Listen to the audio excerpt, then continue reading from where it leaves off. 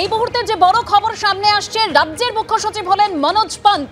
সেচ দপ্তরের অতিরিক্ত সচিব ছিলেন মনোজ পান্ত এবং রাজ্যের মুখ্য সচিব হলেন Manoj Pant. Mascot spin control ল্যাবের পরীক্ষায় এটি প্রমাণিত। কেয়াসেট আলোপেক্স পেন্টা অ্যাক্টিভ নতুন চুল গজাতে সাহায্য করে, চুল পড়া বন্ধ করে। Keya Seth Alopex penta active 10 hair fall প্রবলেমের একমাত্র সলিউশন।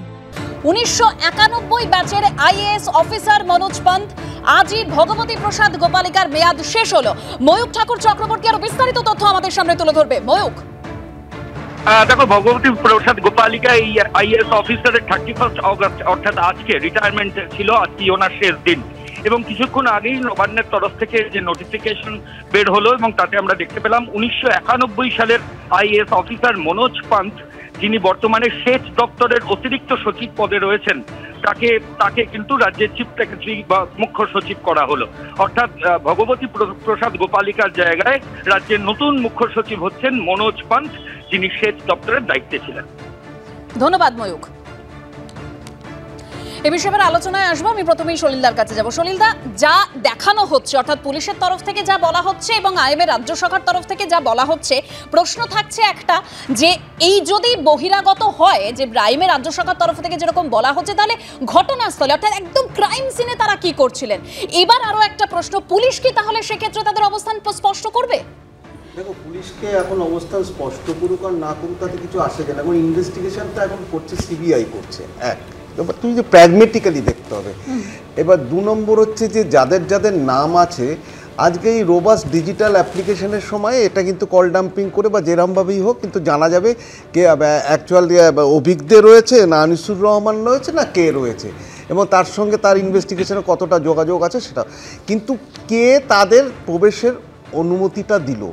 অনুমতিটা দিয়েছে কিন্তু তোমার ওই ইনস্টিটিউশনের অথরিটি, এবং তাদের পরিচয় দিয়ে, এবং সে অথরিটি হচ্ছে সন্দীপ ঘোষ।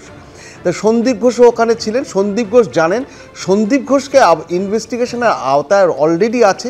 তার কাছ থেকে জিজ্ঞেস করে যে কারা কারা ছিল, এক এক করে লোকদের আইডেন্টিফাই করাতে হবে, প্রত্যেক কটা লোককে ইন্টারোগেশনের আওতাতে আনতে হবে। এবং আমার মনে হয় যদি কোনো কিছু ক্র্যাক করতে পারে তাহলে সিবিআই এখন প্রেজেন্টলি ইনভেস্টিগেট করছে। সিবিআইকেই বার করতে হবে যে এরা কারা ছিল। যদি কেউ নাম ভারিয়ে থাকে তাহলে নিশ্চয়ই তার কোনো ইল ইন্টেন্ট রয়েছে, তাহলে তার বক্তব্য তাকেই পেশ করতে হবে এবং বাকি সমস্ত কিছু ব্যবস্থা সেটাই হবে। পুলিশ জানলো কী করে? পুলিশ তো আর চেনে না কে ফরেনসিক মেডিসিনের, কে তোমার ট্রেনি, পিজি ট্রেনি। সলিলদা, একটা জিনিস কি মনে হয় না আপনার যে লালবাজারের উচিত অবস্থান স্পষ্ট করা? হ্যাঁ, লালবাজার, আমি সেটাই বলছি যে তার মানে কি, তার মানে লালবাজারকে বা পুলিশ যারা ছিল তাদের এদের পরিচিতি করিয়েছে কিন্তু হসপিটাল অথরিটি, যে ইনি হচ্ছে নেই, তার সুবাদে পুলিশ বলছে। সুতরাং এখন মেইন ফোকাসটা করতে হবে ইনভেস্টিগেশনকে for detection of this case. এবং 5 তারিখের দিকে কিন্তু সারা রাজ্যবাসী, সারা দেশবাসী তাকিয়ে আছে যে সুপ্রিম কোর্টে কী রিপোর্ট দিচ্ছে, সিবিআই কী রিপোর্ট দিচ্ছে। আর এই যে 140 ঘন্টা ধরে ইন্টারোগেশন করলো, তার আউটপুটটা কী, তার রেজাল্টটা কী? মানুষ দেখতে চায় পজিটিভ রেজাল্ট, মানুষ দেখতে চায় আর কেউ এর মধ্যে ছিল কিনা, মানুষ দেখতে চায় যে তথ্য প্রমাণ লোপাট হয়েছিল কিনা।